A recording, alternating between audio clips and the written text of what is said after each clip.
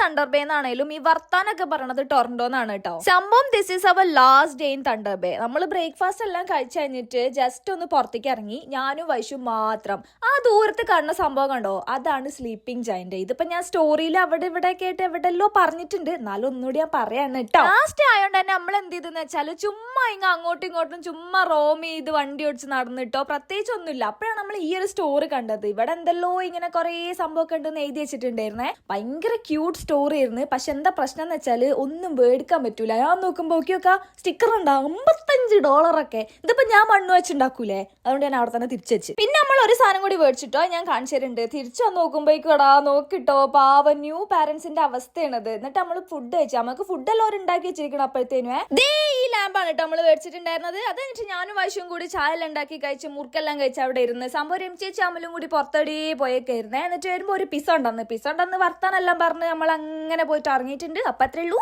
By.